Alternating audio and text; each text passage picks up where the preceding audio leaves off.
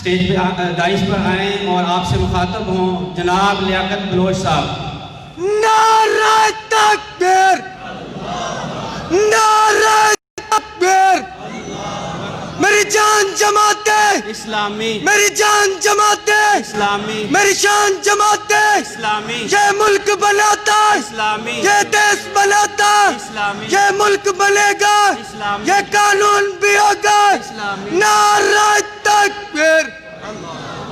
یہ نا جی نائب امیر جماعت اسلامی پاکستان تشریف لائے ہیں، ذرا نعروں کا بھرپور جواب دیں۔ غلام ہے، غلامی رسول میں کہو گے عشق مصطفیٰ، گستاخ رسول کی ایک ہی سزا، گستاخ رسول کی ایک ہی سزا۔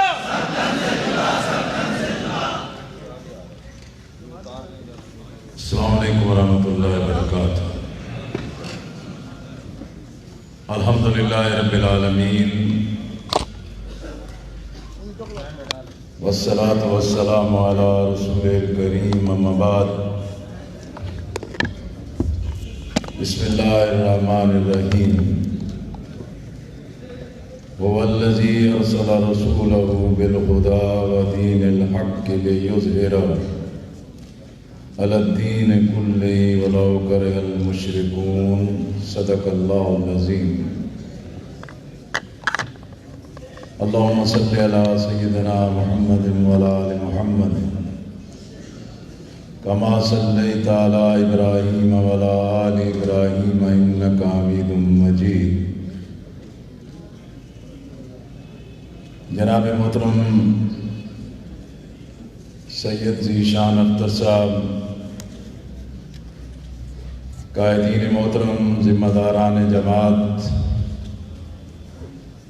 میرے بہت ہی عزیز دینی بھائیوں، عزیز نوجوانوں،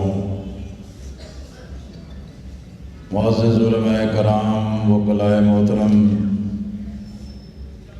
اساتذہ کرام، تاجر برادری سے تعلق رکھنے والے بہت ہی عزیز دوستوں اور بھائیوں، اور آج کے بہت ہی معزز مہمانان، خواجہ سرا، ہم ان کا بھی خیر مقدم کرتے ہیں۔ ابھی آپ کے سامنے جناب سید ذیشان اختر صاحب نے اپنی ذمہ داری کا حلف لیا ہے۔ میری دعا ہے کہ اللہ تعالیٰ انہیں استقامت عطا فرمائے، اقامت دین کے لیے، اسلام کی حکمرانی کے لیے وہ اپنے تمام کارکنان اور تمام افراد کو ایک مضبوط اور متحرک ٹیم بنا کر اپنی جدوجہد کو جاری رکھیں۔ اللہ انہیں صحت بھی، ایمان بھی اور ولولے اور جذبے بھی عطا کرے۔ بہاولپور میں آئیں اور اس طرح کے پروگراموں، ڈاکٹر سید وسیم اختر مرحوم و مغفور ہمارے دلوں میں بھی، ہماری یادوں میں بھی موجود ہوتے ہیں۔ اللہ کریم ان کی مغفرت فرمائے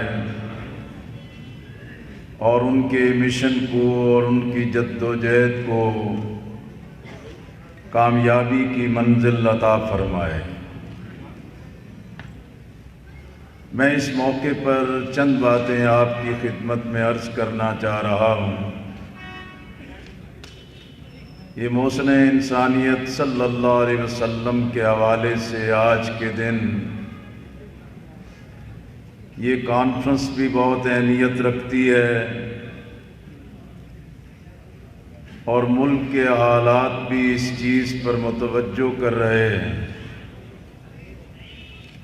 کہ ہم اپنے کارکنان کے سامنے اپنے نقطہ نظر کو پیش کریں ظاہر ہے کہ یہ کوئی عام جلسہ نہیں، یہ کوئی ہنگامی بنیادوں پر لوگ نہیں جمع ہوئے،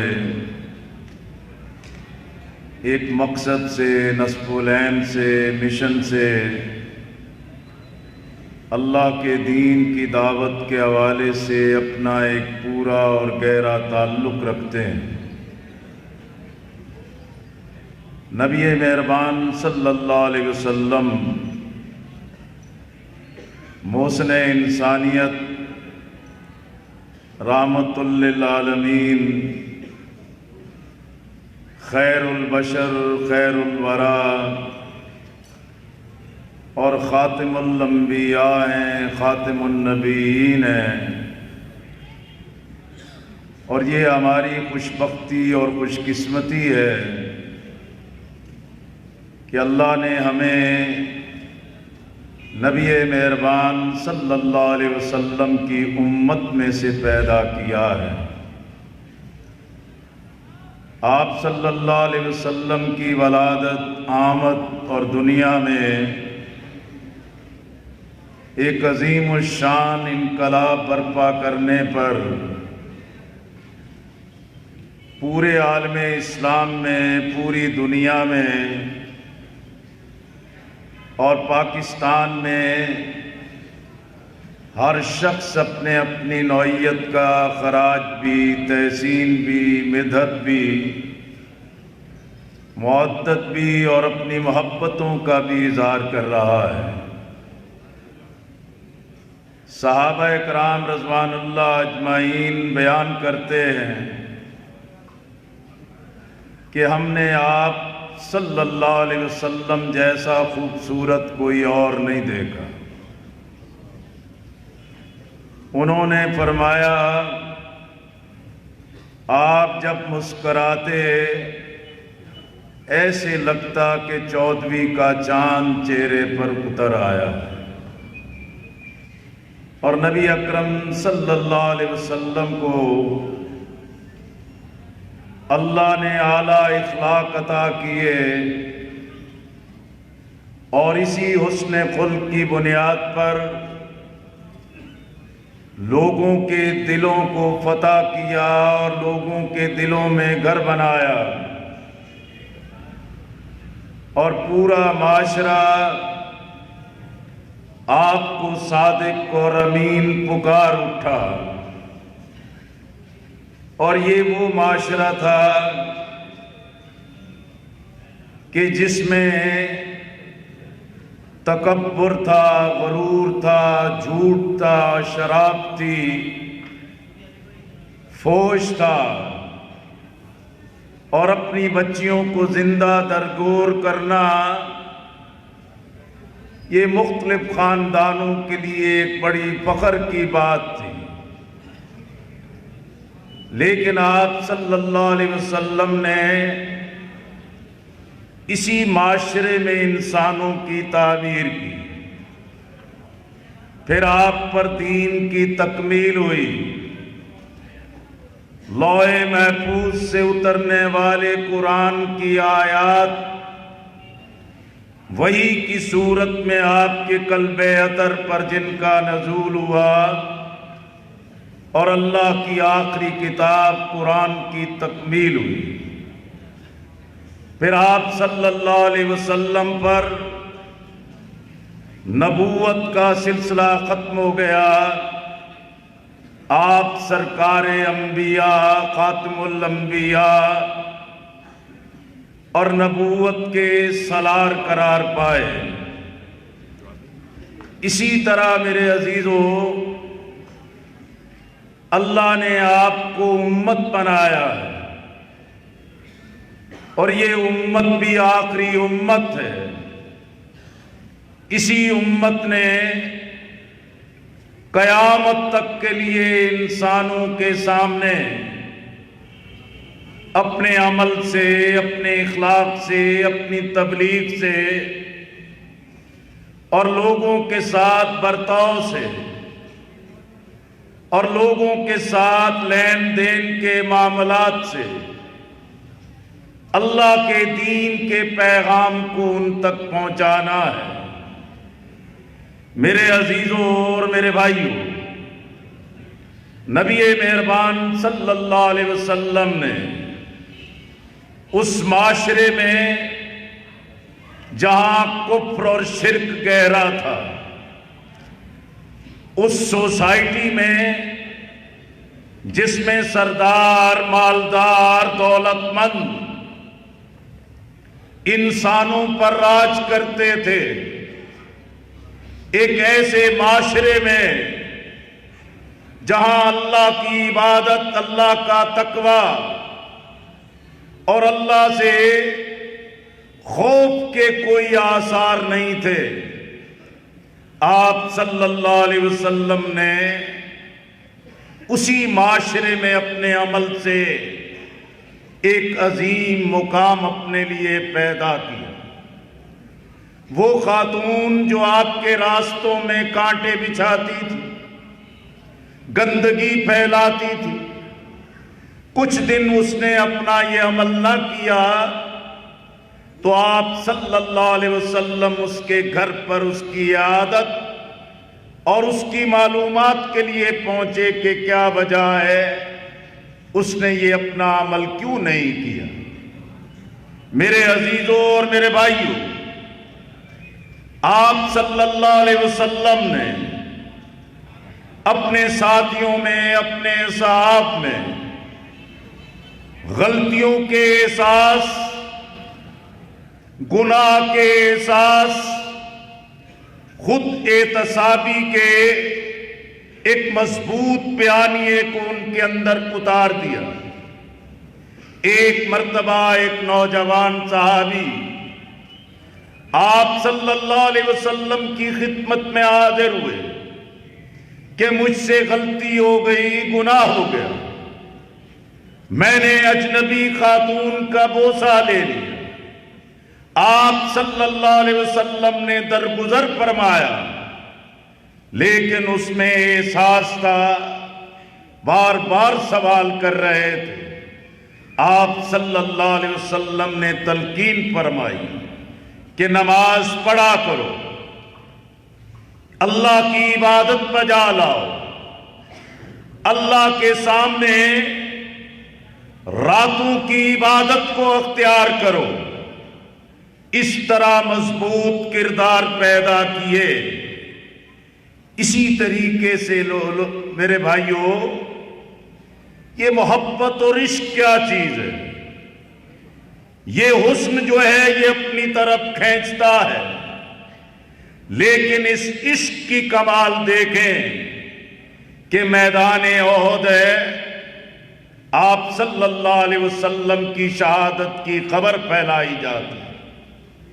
مدینہ منورہ میں ایک صحابیہ پریشانی کے عالم میں ایڑیاں اٹھا کے پنجے پہ کھڑے ہو کے احد سے آنے والے راستے کو دیکھ رہی تھی۔ ایک صحابی آتے ہیں، فرماتے ہیں کہ تیرا خامد شہید ہو گیا۔ دوسرے آتے ہیں، کہتے ہیں تیرا بیٹا شہید ہو گیا۔ تیسرے تشریف لاتے ہیں تو وہ فرماتے ہیں کہ تیرا بھائی شہید ہو گیا۔ وہ صحابیہ جو پریشان تھی، ایڑیاں اٹھا اٹھا کے راستہ دیکھ رہی تھی، ہر خبر لانے والے کو کہتی، مجھے یہ بات نہ بتاؤ، مجھے بتاؤ کہ آپ صلی اللہ علیہ وسلم کس کیفیت میں ہیں۔ جب ایک اور صحابی رضی اللہ تعالیٰ عنہ نے کہا کہ آپ صلی اللہ علیہ وسلم سلامت ہیں، وہ صحابیہ سجدے میں گر جاتی ہیں اور کہتی ہیں کہ اے اللہ، مجھے اپنے خامند، بیٹے اور بھائی کی شہادت کا کوئی غم نہیں، میرے لیے نبی پاک صلی اللہ علیہ وسلم کی سلامتی زیادہ عزیز ہے۔ میں بھی اور آپ بھی دیکھیں، ہم بھی عشق کی باتیں کرتے ہیں، فریفتگی کی باتیں کرتے ہیں، پروانگی کی باتیں کرتے ہیں، لیکن آئے ہم اس سنت کو، اس اسوہ کو نبی اکرم صلی اللہ علیہ وسلم کے ساتھ اس عمل کی محبت کو کتنا پیدا کرتے ہیں۔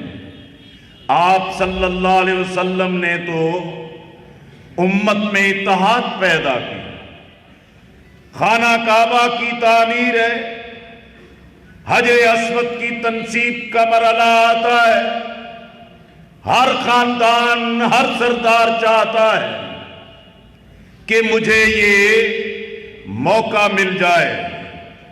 آپ صلی اللہ علیہ وسلم جو ہے کہ چادر بچھا کے پتھر اس پہ رکھ کے ہر خاندان کے سربراہ کو بلاتے ہیں کہ آؤ اس کو پکڑو، اور آپ صلی اللہ علیہ وسلم اس پتھر کو نصب کر دیتے۔ آپ نے تو ہمیں اتحاد سکھایا۔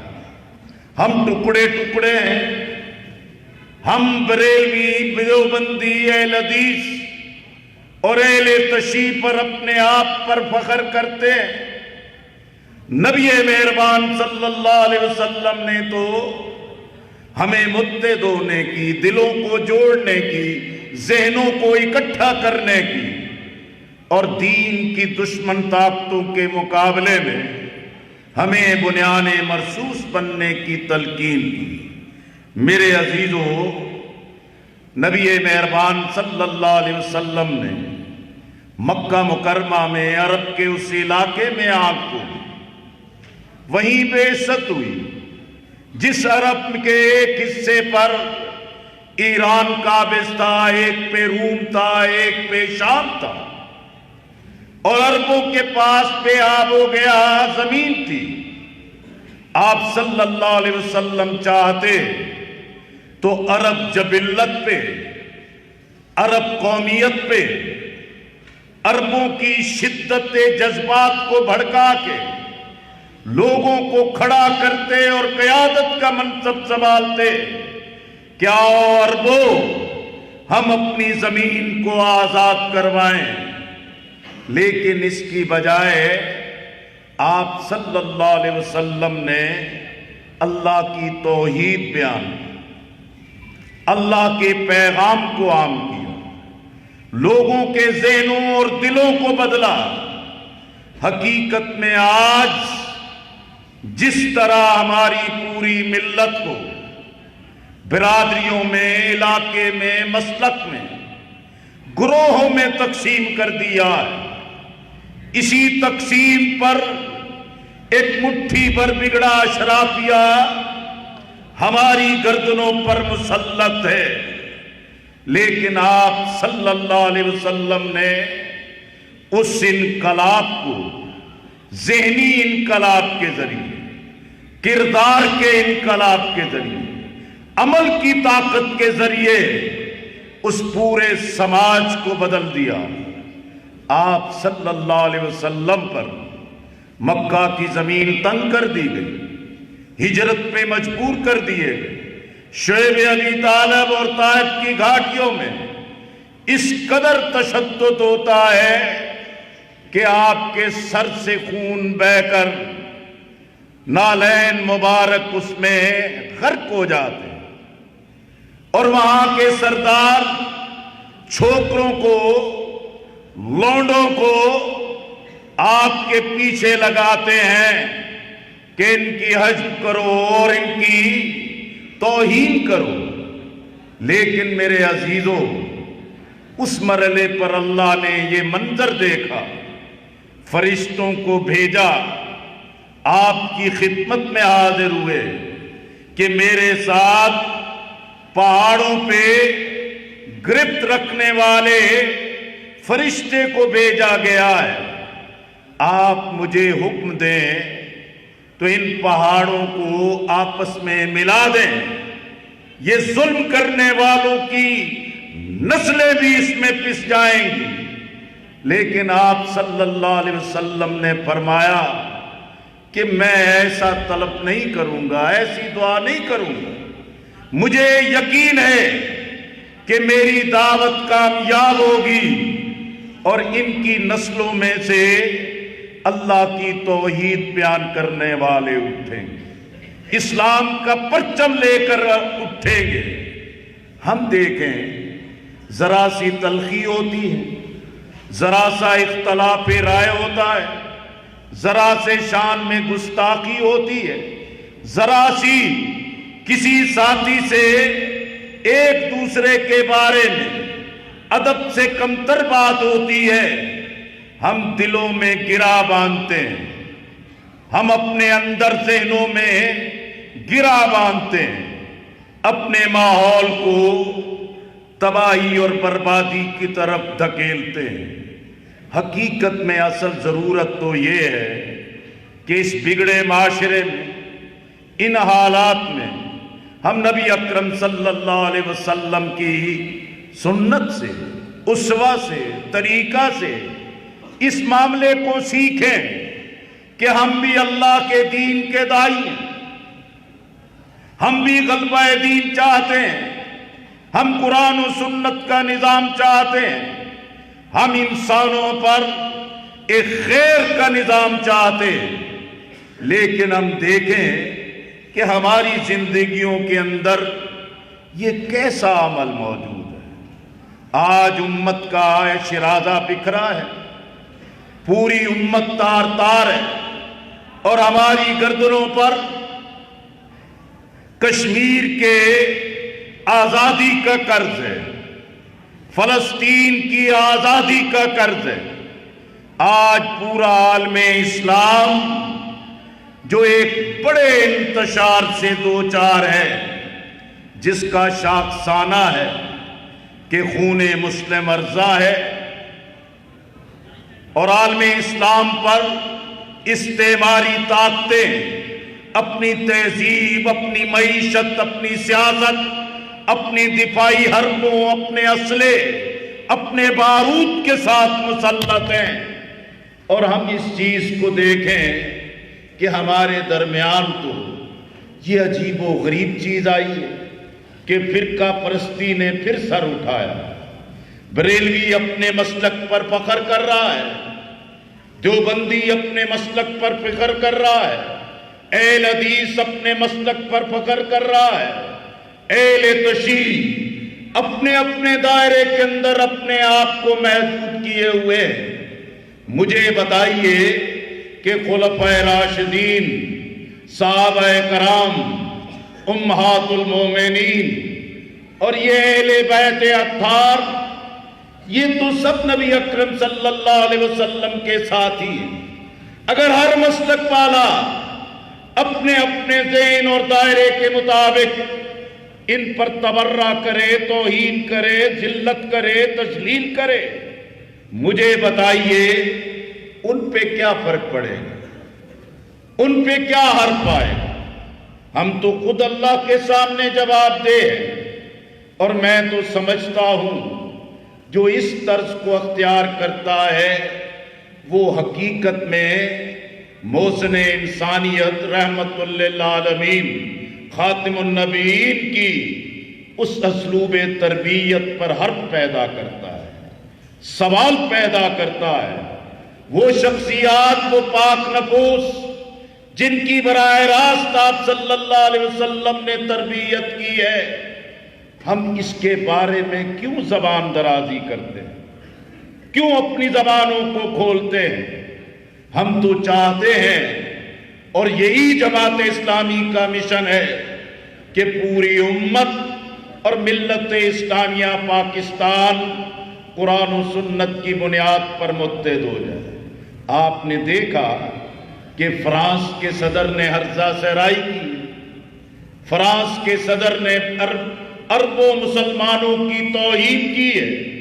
فرانس کا صدر لگتا ہے کہ فاتر العقل ہے، فاتر العلم ہے، اسے نہیں اندازہ کہ یہ پوری دنیا کے مسلمانوں کی نبی اکرم صلی اللہ علیہ وسلم کے ساتھ کس قدر عقیدت ہے.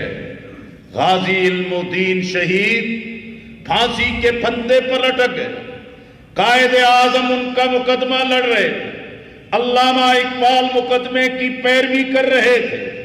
لوگوں نے غازی سے کہا کہ بس اعتراف کر لو کہ میں نے جذبات میں یہ بات کہی ہے، غازی علم الدین نے کہا کہ مجھے تو اس عمل کی بنیاد پہ نبی اکرم صلی اللہ علیہ وسلم ہر رات خواب میں آتے، میں انکار کر کے اپنی عاقبت کو کیوں خراب کروں؟ اہل یورپ، تمہیں یہ سمجھنا چاہیے کہ مسلمان حقیقت ہے، مسلمانوں کا عقیدہ ہے، اللہ، قرآن، رسول صلی اللہ علیہ وسلم کے ساتھ ہماری گہری محبت اور عقیدت ہے۔ یہ مسلمانوں سے خوف زدہ اس لیے ہے کہ اشتراکیت ڈوب گئی، مغربی تہذیب ڈوب رہی ہے، مغربی سرمایہ دارانہ نظام انسانوں کے استحصال کا نظام ہے، مستقبل اسلام کا ہے، مستقبل امت کا ہے، مسلمانوں کی اتحاد اور بیداری کا ہے۔ اس لیے وہ چاہتے ہیں کہ قرآن کے مرکز کو، نبی اکرم صلی اللہ علیہ وسلم کی محبت کے مرکز کو ڈسٹرب کر دیں، شیرازہ بکیر دیں۔ ہم سمجھتے ہیں یہ مسئلہ اتنا نہیں ہے کہ فرانس کے صدر نے توہین کی، خاکے شائع کی ہے، یورپ میں یہ مسلسل عمل ہے، اظہار آزادی رائے کے نام پر یہ عمل کرتے۔ یہودیوں کے ہولوکاسٹ کے بارے میں یہ کیوں نہیں کہنے دیتے؟ یہ برطانیہ کی ملکہ کو جو اس عظمت اور ہر توہین سے برتر بنا کے رکھا ہے، یہ ہمارے شاعر اسلام پر کیوں حملہ آور ہوتے ہیں؟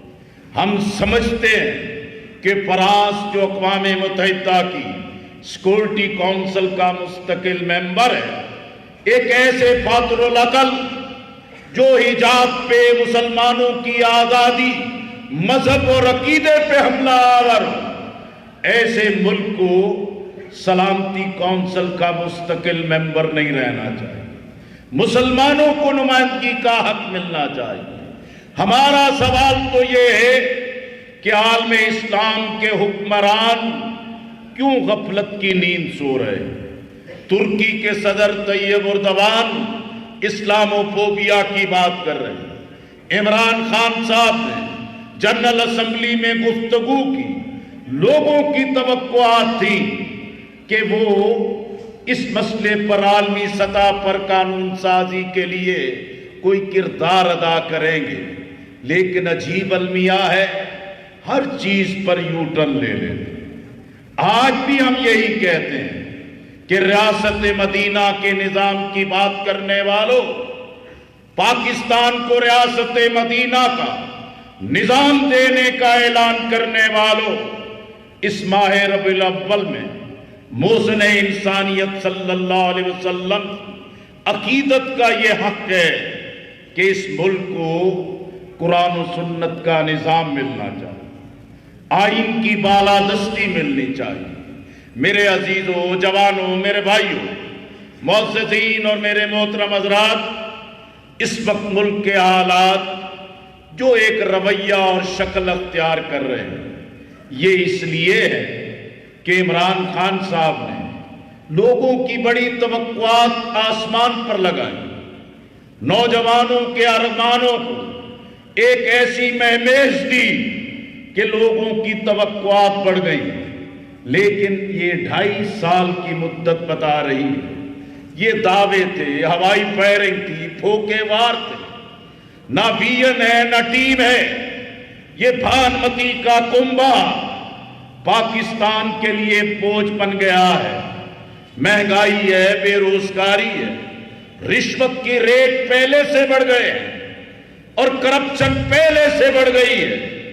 پارلیمنٹ بیکار ہے، اسمبلیاں بیکار ہیں، کشمیر کے مسئلے پر مجرمانہ غفلت کا سلسلہ جاری ہے، اور حد یہ ہے کہ وزیر اعظم جس کی ذمہ داری ہے کہ ملک کو بحرانوں سے نکالنے کے لیے قومی وحدت، یکجہتی، قومی ترجیحات پر قومی قیادت کو جمع کریں، لیکن اس کے اعلیٰ رقم میں کردار ادا کیا جا رہا ہے۔ لوگوں نے 2018 کے دھاندلی زدہ انتخاب کو قبول کیا اور پھر لوگوں نے توقعات باندھی کہ حکومت اور اسٹیبلشمنٹ ایک پیج پر ہے، اب یہ ڈیلیور کریں گے، عوام کو ریلیف ملے گا۔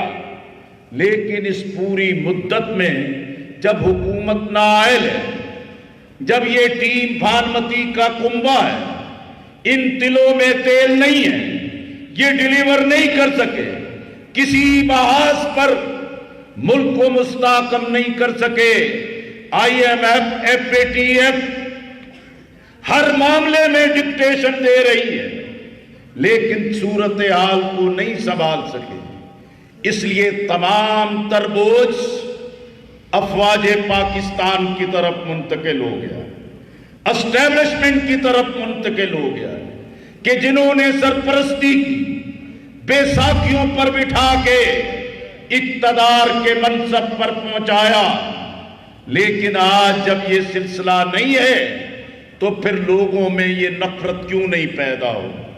میرے عزیزوں، میرے بھائیوں، اپوزیشن کو حق ہے سیاست کرے، آئین اور قانون کے مطابق اپنا فرض ادا کرے، لیکن یہ حکومت کو حق نہیں ہے کہ اپنی مخالفت کرنے والوں کو غداری کے سرٹیفکیٹ اپنے مخالفین کو نیب کے ہاتھوں رسوا کریں، اپنے میڈیا کی طاقت کے ساتھ لوگوں کی کردار کشی کریں۔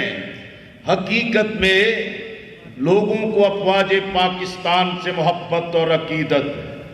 اصل جھگڑا یہ ہے کہ ریاست کے اداروں کو سیاست میں براہ راست کا حق حاصل نہیں ہے اور سیاست میں انتخابات کی انجینئرنگ کا حق نہیں ہے۔ اس لیے میرے عزیزوں، یہ فساد بڑھتا چلا جا رہا ہے۔ اگر اس کو نہیں سنبھالیں گے، آئین قانون اور جمہوریت کے مطابق راستہ نہیں تلاش کریں گے، پھر سب کا مستقبل تاریک ہوگا۔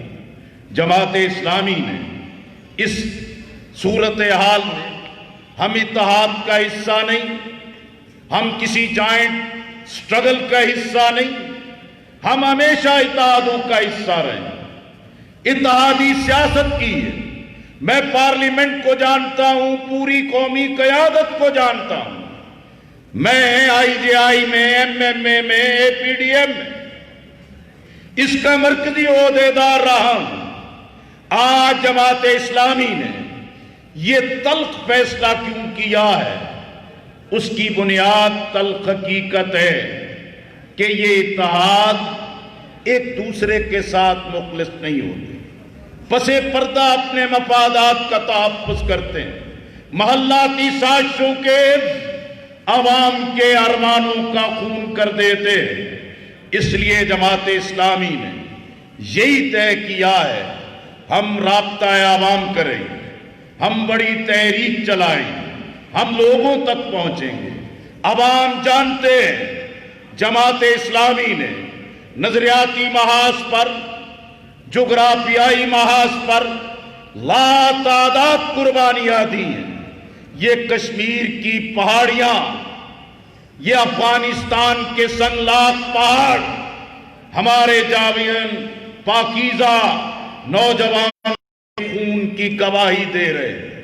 ڈھاکہ کی جیلوں میں پھانسی کے پھندوں سے لٹکنے والے ان نظریاتی قیادت کی گواہی پوری طاقت سے ابھر کر آ رہی ہے کہ جماعت اسلامی اسلام کی حکمرانی چاہتی ہے، عام آدمی کے مسائل کا حل چاہتی ہے۔ جماعت اسلامی اس ملک میں آئین کی، عدل کی فرمانروائی چاہتی ہے۔ ہم قومی وسائل کی منصفانہ تقسیم چاہتے ہیں۔ ہم چاہتے ہیں کہ سیاست اور انتخابی نظام سے اسٹیبلشمنٹ کو بے دخل ہونا چاہیے۔ آج افواج پاکستان سرحدوں کی حفاظت کریں، یہ پوری قوم ان کی پشتیبان ہے۔ اس لیے میں توقع رکھتا ہوں، بہاولپور ایک اہم ترین ضلع ہے، امیر ضلع نے حلف اٹھایا، آپ ان کے ساتھی ہیں ضرورت اس بات کی ہے کہ ایک پورے منظم، ایک ویژن لایا عمل سب کو متحرک کر کے ہم عامات الناس سے وسیع رابطہ قائم کریں، بلدیات کی تیاری کریں، عام انتخابات کی تیاری کریں، انتخابی کیمسٹری کے مطابق اپنی تنظیم کو پولنگ سٹیشن بلاک کوڈ کے مطابق نیچے اتاریں۔ اور میں سمجھتا ہوں ان حالات میں جب اس پورے ضلع کے ایک ایک گھر پہ ہمارا کارکن دینی دیوانگی کے ساتھ 5 مرتبہ دستک دے گا تو اللہ لوگوں کے دل بھی آپ کے ساتھ، اللہ کی مدد بھی آپ کے ساتھ ہوگی۔